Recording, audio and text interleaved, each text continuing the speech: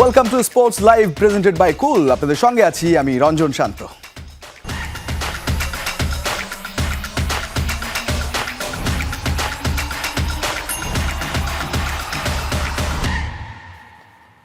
$1400 কোটি টাকার বিসিবি, তবে অর্জনের যে খাতা, যে শোকেসটা রয়েছে আসলে বাংলাদেশের ক্রিকেটে, সেটাই কতটা অর্জন রয়েছে। বাংলাদেশের ক্রিকেটে কি অর্জন, এটা বলতে গেলে হয়তো চোখ বন্ধ করে আপনি বলতে পারবেন ওই যে বিশ্বকাপের সুযোগ পাওয়া কিংবা একটা ট্রাই-নেশন সিরিজ জেতা, এই ধরনের বড় বড় দলকে দুই একবার হারানো। যদিও নারী ক্রিকেটে কিংবা বয়সভিত্তিক ক্রিকেটে অনূর্ধ্ব-19 সেখানে কিছু সাফল্য আছে, তবে শোকেসটা যদি হতো দুর্নীতি বা অনিয়মের, তাহলে এই ধরনের কাগজে হয়তো বেশ সেটা সমৃদ্ধই থাকতো।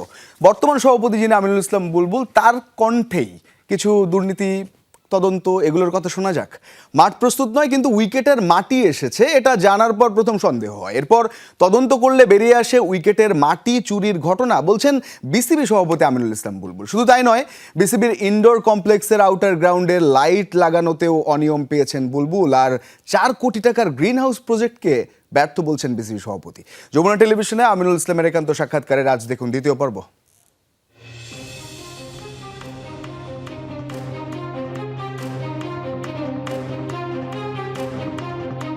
আমাদের সাম্প্রতিক কয়েকটা স্টেডিয়ামে, তার মধ্যে আপনি দেখেছেন যে পিচের মাটি চুরি হয়েছে। ঘটনাটা হয়তো খুব বড় না, কিন্তু খুব আবার একটা গুরুত্বপূর্ণ, যে পিচের মাটি কিভাবে চুরি হয়ে যায়, এই বিষয়টা আপনি কিভাবে দেখেন? যখন এই আমাদের বোর্ডটা তৈরি হয় তখন আমি চেয়ারম্যান ছিলাম গ্রাউন্ডস কমিটির, এবং সেখানে আমি দেখতে পেয়েছিলাম যে কিছু অনিয়ম। এমন একটা অনিয়ম হচ্ছে যে আমরা আমাদের যে দুটো গ্রাউন্ড আছে ঢাকার মধ্যে, একটা হচ্ছে ফতুল্লাতে এবং একটা হচ্ছে পূর্বাচলে।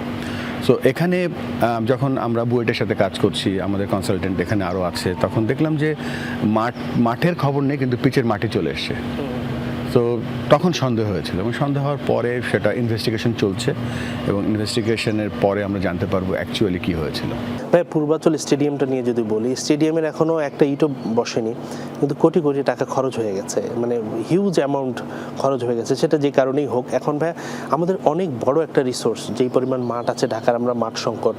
আমাদের একটা অনেক দিনের স্বপ্ন, আপনি আরও ভালো জানবেন, যে প্রতিটা উন্নত দেশে সেন্টার অফ এক্সিলেন্স বা আমরা একাডেমি যদি বলি, ক্রিকেটাররা যেখানে সারা বছর নার্সার হয়, কাজ করা হয়, এরকম আমরা একটা স্বপ্ন দেখতে পারি কিনা, বা আপনার কাছে কি মনে হয়? পপুলাস বলে একটা কোম্পানি আছে অস্ট্রেলিয়াতে, তাদেরকে আমরা অনেক টাকা খরচ করে একটা মাস্টার প্ল্যান তৈরি করেছি, আমাদের আগের বোর্ড করেছে। সেটা it's a very good work, আমি বলবো খুব সুন্দর কম্প্রিহেন্সিভ একটা কাজ। তা আমরা সিদ্ধান্ত নিয়েছি যে আমাদের যে দুটো মাঠ আছে ওখানে খেলার, সে দুটো আমরা যত তাড়াতাড়ি সম্ভব, যে মাস্টার প্ল্যান আছে সেই মাস্টার প্ল্যানের আন্ডারেই আমরা মাঠগুলো তৈরি করব, এবং একটা হাই পারফরমেন্স সেন্টার যত তাড়াতাড়ি সম্ভব সেখানে করব। কেননা আপনি বলছিলেন যে আমাদের কিন্তু এখন হাই পারফর্মিং টিম অনেক, এদের তো একটা রিহ্যাবের ব্যবস্থা থাকা উচিত, এদের হাই পারফরমেন্সে যে বায়োমেকানিক্যাল ল্যাব লাগে সেগুলো দরকার হয়, সেগুলো আমরা এই টেনিয়রে খুব তাড়াতাড়ি কাজ শুরু করে দেবো। এবং সেটা অবস্থিত হবে আমাদের পূর্বাচল স্টেডিয়ামের যেই আমাদের যে মাস্টার প্ল্যান আছে সেটাকে ফলো করেই। আমাদের একাডেমি মাঠটা যদি আমরা দেখি, এখানে একটা গ্রিন হাউস করা হয়েছে, খালি চোখে দেখে তো মনে হয় এটা ভালোভাবে ইউজ হয় না। এইটা নিয়ে আসলে কি পরিকল্পনা? এটা একটা ব্যর্থ প্রজেক্ট আসলে। এটা কেন করেছিল আমরা জানি না। দেখেন, এটা টাকার পরিমাণটা আমি বলতে চাচ্ছি না কত টাকা দিয়ে আমরা এটা করেছি। এইগুলো সাধারণত ধরেন মিডল ইস্টের দেশে যারা যেখানে স্ট্রবেরি চাষ করে বা গ্রিন হাউসে ধরেন কিছু ফল টল তৈরি করে সেখানে হয়, নিউজিল্যান্ডের মতন দেশে যেখানে বরফ পড়ে সেখানে হয়তো এটা হয়। বাট বাংলাদেশের এত বড় একটা প্রজেক্ট করার আগে আমাদের কাছে মনে হয়েছিল যে আরেকটু চিন্তা করা উচিত ছিল। বাট এটার অ্যাকচুয়াল আউটকাম হচ্ছে যে 10 দিনের মতো প্র্যাকটিস করেছে গত 1.5 বছরে। তা আমাদের ফ্যাসিলিটিসের যিনি চেয়ারম্যান সানিয়ান, তিনি হয়তো আমাদেরকে বলেছেন বা তিনি তার টিম নিয়ে চিন্তা করছে এটা ডিসমেন্টাল করা, কেননা আদারওয়াইজ এটা এভাবে রেখে দিলে আমাদের ক্ষতি হবে। আমাদের ইনডোরটা অনেক পুরনো, এটা আসলে এর আগেও অনেকবার সংস্কার করার কথা উঠেছে, সংস্কারও হয়েছে। হয়তো একটা কথা শুনে যেখানে লাইট নিয়ে একটা অনিয়ম হয়েছে, যে লাইটগুলো ভালো না, হয়তো এরকম কি কিছু আপনি শুনেছেন? অত উন্নত মানের নেই। আর আপনি যে প্রসঙ্গটা তুলছেন সেটা হচ্ছে যে স্টেডিয়ামের ওই ইনডোর স্টেডিয়ামের বাইরে বেশ অনেক টাকা খরচ করে লাইট লাগানো হয়েছিল। তো একদিন বিকালবেলা আমার কাছে মনে হয়েছিল যে লেটস ট্রাই, তো গিয়ে লাইট জ্বালিয়ে প্র্যাকটিস করতে গেলাম। সেখানে আমি নিজেও একটা ব্যাটার ছিলাম, তো বল দেখতে পাচ্ছিলাম না। তখন আমি ইনকোয়ারি করে দেখলাম যে লাইট কম। তো কেন ওটা লাইট কম হিসেবে আমরা ক্লোজ করেছিলাম এখন জানি না, বাট তার ইনিশিয়েটিভ নিয়ে পরে এখন পুরো লাইট লাগানো হয়ে গেছে, it's ready to use now. Hasinur Rahman, Jamuna sports, Dhaka. চলেন আরেক যুগের দুর্নীতির গল্প শুনি। পাপন আমলের এক যুগের দুর্নীতিকে হার মানিয়েছে সবশেষ অন্তর্বর্তীকালীন বোর্ডের 6 মাস। যমুনা টিভির স্যাটারডে নাইট স্পোর্টসে এসে বিসিবি দুর্নীতি নিয়ে এবার বিস্ফোরক মন্তব্য করলেন বোর্ড পরিচালক আদনান রহমান দীপন। তার দাবি, তদন্তে যাদের নাম বেরিয়ে আসবে তা নাকি চমকে দেবে সবাইকে। বুলবুল কি পারবেন নিজের ঘরে সিঁধ কাটা চোরদের মুখোশ খুলে সামনে আনতে? বাংলাদেশ ক্রিকেট বোর্ড বিসিবি কাগজে কলমে স্বায়ত্তশাসিত অর্থাৎ সরকারের সরাসরি নিয়ন্ত্রণমুক্ত এক শক্তিশালী প্রতিষ্ঠান। সময়ের পরিক্রমায় এদেশের ক্রিকেট যখন বৈশ্বিক ব্র্যান্ডে রূপ নিল, লাফিয়ে লাফিয়ে বাড়ল তার বাজার দর, ব্যাংক ব্যালেন্সও ছাড়িয়ে গেল হাজার কোটির মাইল ফলক। তবে সময়ের সাথে অর্থবিত্তের এই পাহাড় যত উঁচু হয়েছে, ঠিক ততটাই জোরালো হয়েছে দুর্নীতির অভিযোগ। বিসিবির প্রতিটি কর্মকাণ্ডই যেন এখন আতশি কাঁচের নিচে। দীর্ঘ 15 বছর বিসিবির রাজদণ্ড ছিল নাজমুল হাসান পাপনের হাতে। সাধারণ মানুষের চোখে এই দীর্ঘ সময়টাই ছিল অনিয়মের আখড়া। কিন্তু জুলাই পরবর্তী সময়ে ফারুক আহমেদ হয়ে যখন আমিনুল ইসলাম বুলবুলের হাতে দায়িত্ব এলো, তখন কি সুবাতাস বইছিল? দীর্ঘ জটিলতা কাটিয়ে এসেছে নির্বাচিত কমিটিও। বিসিবির নতুন পরিচালক আদনান রহমান দীপন যা বলছেন তা শুনলে চোখ কপালে ওঠার দশা। তার দাবি, পাপনের 15 বছরের রাজত্বে যা হয়নি তা হয়েছে সবশেষ কমিটির আগের 6 মাসে। কারা কি করেছে এটাও আসছে, আমরা চেষ্টা করছি, একটু সময় দিতে হবে।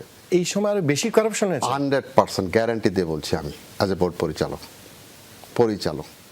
মানে নাজমুল হাসান পাপনের বোর্ডে যা হয়েছে তার থেকে 15 বছরে যা হয়েছে, হয়তো সমান সমান করাপশনটা না হলেও কাছাকাছি করাপশন কিন্তু গত 5 মাসে হয়ে গেছে।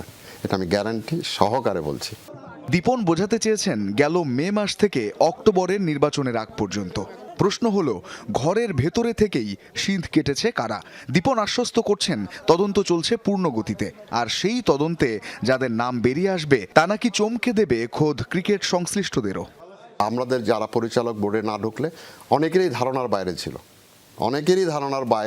যে আমি আপনাকে মেনশন করেই বলছি যে অমিত এই কাজটা করতে পারে। It is unbelievable. কিন্তু আমরা ডকুমেন্টে দেখছি, কাগজে দেখছি, হিসাবে দেখছি। আমরা এমনভাবে কমিটি করছি, চেষ্টা করছেন মাননীয় বোর্ড প্রেসিডেন্ট, ভাইস প্রেসিডেন্ট, আমরা পরিচালকরা, যে আমরা সম্পূর্ণভাবে বোর্ড ডাইরেক্টরদেরকে এর মধ্যে ইনভলভ করছি। আমরা বাইরের থেকে সিআইডিকে ইনভলভ করছি, আমরা বাইরের থেকে ল ডিপার্টমেন্টকে ইনভলভ করছি। গত এপ্রিলে বিসিবি কার্যালয়ে দুদকের অভিযান ছিল দেশের ক্রিকেটের জন্য এক অশনি সংকেত। অনেকেই বলছেন বিসিবির মতো প্রতিষ্ঠানে দুদকের হানা দেওয়াটাই নাকি বড় লজ্জা। কিন্তু আসল লজ্জা তো তাদের জন্য যারা ক্রিকেট উন্নয়নের নামে চুষে খেয়েছেন এদেশের ক্রিকেটকেই। বুলবুল কি পারবেন লজ্জার মুখোশ ভেঙে সেসব ঘুণপোকাদের সামনে আনতে? রঞ্জন শান্ত, যমুনা স্পোর্টস। সময়ের পালাবদলে যেহেতু অনেক পরিবর্তন এসছে, অনেকের মধ্যে কনফিউশন থাকতে পারে যে ঘটনা আসলে কোথায় কিভাবে ঘটেছে। আমরা একটু দেখার চেষ্টা করি। আসলে 3 সভাপতির নাম নিয়ে যেহেতু কথা হচ্ছে, প্রথমে নিশ্চয়ই বিসিবিতে পাপন যুগ যে সময়টা, সেটা স্ক্রিনে আমরা দেখতে চাইবো। আসবে নাজমুল হাসান পাপন, তিনি 2012 থেকে ছিলেন এবং 24-এর 21 আগস্ট আমরা জানি যে দায়িত্ব ছেড়েছেন। তার 12 বছর বা 1 যুগ তার দায়িত্বকাল, এবং তিনি নির্বাচিত পরবর্তী সভাপতি ছিলেন। এরপর নাজমুল হাসান পাপন যখন চলে গেলেন, তখন পরবর্তী সভাপতি যিনি এলেন তিনি ফারুক আহমেদ। তিনি 21 আগস্ট 2024-এ দায়িত্ব নিলেন এবং 29 মে সেই সময়টায় তিনি দায়িত্ব ছেড়েছিলেন, বা তিনি দায়িত্ব থেকে স্থগিত করা হয়েছিল তাকে। 9 মাস 8 দিন তিনি দায়িত্ব পালন করেছিলেন এবং এনএসসি মনোনীত নির্বাচিত তিনি সভাপতি দায়িত্ব পালন করেছিলেন। এরপর যেটা হয়, বিসিবি নির্বাচনের আগে আবার আমিনুল ইসলাম বুলবুলকে দায়িত্বে আনা হয় এবং তিনি 30 মে 2025 থেকে এখন পর্যন্ত দায়িত্বে আছেন। তবে 7 মাস হয়ে গেছে, তিনি এখন নির্বাচিত সভাপতি। এই যে 30 মে 2025 পর্যন্ত তিনি সেই সময়কাল থেকে এখন পর্যন্ত আছেন, এর মাঝে অক্টোবরের 6 তারিখ আমরা নির্বাচনের যে সময়সীমা জানি, সবশেষ যে নির্বাচন হয়েছে সেই নির্বাচনে তিনি নির্বাচিত হয়ে এখন সভাপতি পদে আছেন। সুতরাং এই মে থেকে অক্টোবর ফারুকের দায়িত্ব ছাড়া নির্বাচনের মাঝে ব্যবধান কিন্তু 6 মাসের ছিল। বিসিবির নির্বাচন 6 অক্টোবর অনুষ্ঠিত। এরপর নির্বাচিত সভাপতি হিসেবে দায়িত্বে রয়েছেন বুলবুল। তো এই যে 6 মাস, তাহলে যে কথাটা বললেন দীপন পরিচালক, তিনি বলছেন যে 6-7 মাসের একটা ব্যাপার রয়েছে, সেটা ফারুক যাওয়ার পর এবং নির্বাচন হওয়ার আগ পর্যন্ত ওই যে অন্তর্বর্তীকালীন সময়সীমা, সেখানে কিন্তু দায়িত্বে ছিলেন আমিনুল ইসলাম বুলবুলি। তাহলে কি আমিনুল ইসলাম বুলবুলের সময়ই এটা হয়েছে? এটা তো একটা প্রশ্ন। প্রথমে যদি বলি, আরও একবার সাম আপ যদি করি, পাপন অর্থাৎ নাজমুল হাসান পাপন, তিনি একেবারে শুরু থেকে দায়িত্ব সামলেছেন দীর্ঘ 12 বছর। সেই সময়ের দুর্নীতি নিয়ে অনেক কথা হয়, যে তদন্ত হয়, কিন্তু সেই সময় দুর্নীতি শুধু কম্পেয়ার হয় যে তার সময় বেশি ছিল, এখন কি কম, এটা খুব একটা তার জবাবদিহিতার জায়গায় যেহেতু তাকে পাওয়া যায় না, নেই। নাম্বার 2, এরপরে এলেন ফারুক আহমেদ। তাহলে ফারুক আহমেদের যে সময়কাল ছিল সেটা খুব কম সময় আমরা দেখিয়েছি, এবং তিনি যে সরে গেলেন, এরপরে আমিনুল ইসলাম বুলবুল এলেন নাম্বার 3। তার সময়ে কিন্তু ওই সময়টা 6 মাস, যে সময়টা দীপন পরিচালক তিনি বলছেন, সেটা আমিনুল ইসলাম বুলবুলের সময়ই। এখন তিনি অক্টোবরের পরে নির্বাচিত হয়ে সভাপতি, কিন্তু ওই যে মে থেকে অক্টোবর পর্যন্ত এই সময়ের কথা বলছেন, যে এই সময়ে একটা বড় দুর্নীতি ঘটেছে।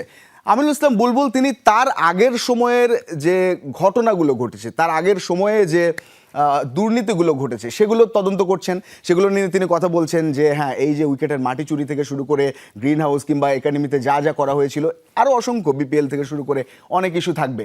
কিন্তু তিনি যে সময়টাই ছিলেন, ওই 6 মাস যখন ফারুক আহমেদ চলে গেলেন আর নির্বাচন হলো তার মাঝামাঝি, সেই সময়টায় যেটা আদনান রহমান দীপন বলছেন, আরও একটা বড় দুর্নীতি হয়েছে, এবং সেটা নাকি ওই পাপন আমলের যে যুগ, যে দুর্নীতি, সেটাকেও হার মানায়। তাহলে এখানে কি আসলে কার আমলে কম হয়েছে বেশি হয়েছে সেটা নিয়েই বেশি কথা হচ্ছে? একজন আরেকজনেরটা শুধু ধরছেনই, পরিষ্কার করে আসলে কেউ ক্রিকেটের জন্য শুধুমাত্র তার আমলে কাজ করছেন? একটা প্রশ্ন তো থেকেই যায়। ক্রিকেট থেকে বেরোতে হবে। পরবর্তী প্রসঙ্গে যাব, অনিক ও আশিকের গল্প শুনবো। অনিক ও আশিক, 2 সুইডেন প্রবাসী যমজ ভাই, অনুশীলন করছে ব্রাদার্স ইউনিয়নে। দুইজনেরই স্বপ্ন বাংলাদেশের হয়ে খেলার। বাবা খেলতেন ঢাকা আবাহনীর হয়ে, সেই সুবাদেই স্টকহোমে ফুটবলে হাতেখড়ি এই টুইন ব্রাদার্সের। প্রাথমিক লক্ষ্য ব্রাদার্স ইউনিয়নের হয়ে পেশাদার লিগে খেলা। অনিক ও আশিকের সঙ্গে কথা বলেছেন সহকর্মী মেহেদি নাইম।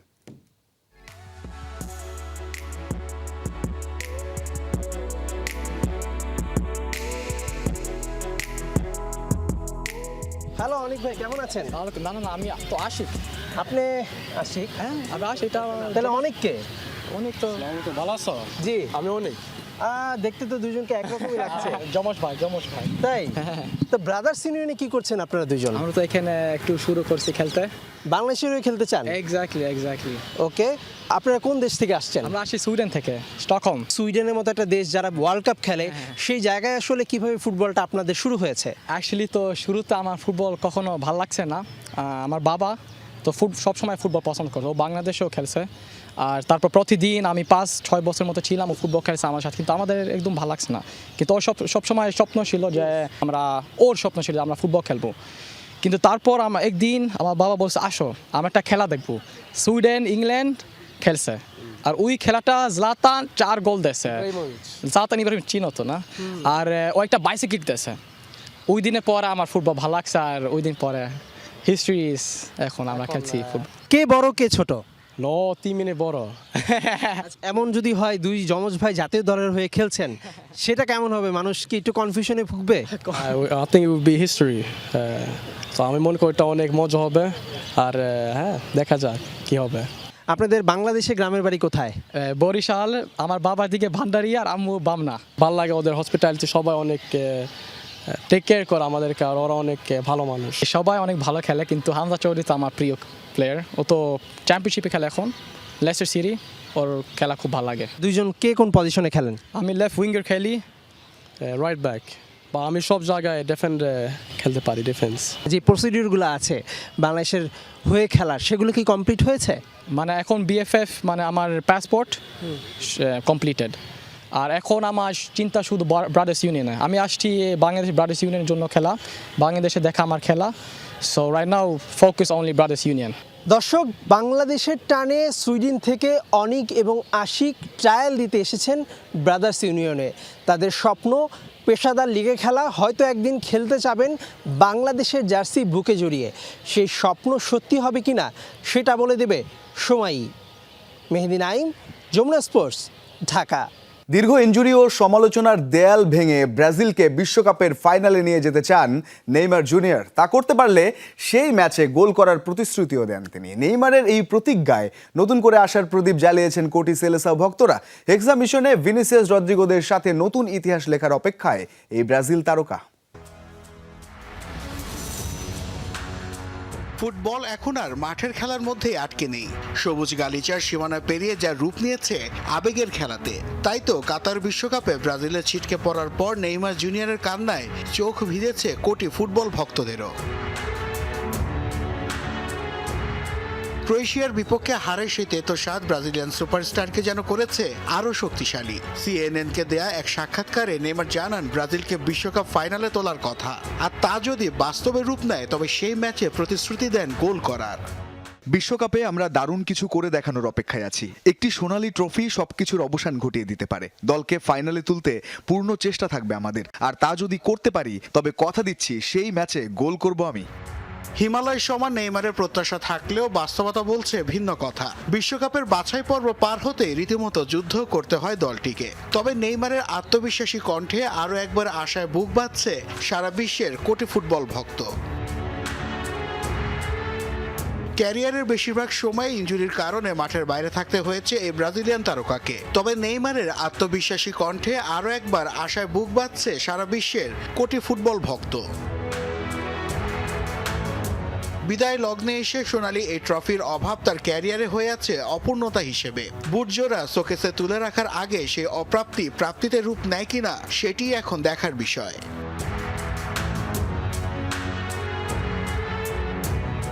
নাসিফ শুভ, যমুনা স্পোর্টস। ব্রাজিলের হেক্সা মিশন এবার অন্তত পূর্ণ হোক। এই ছিল আজকের স্পোর্টস লাইভে। এতক্ষণ সঙ্গে থাকার জন্য ধন্যবাদ সবাইকে।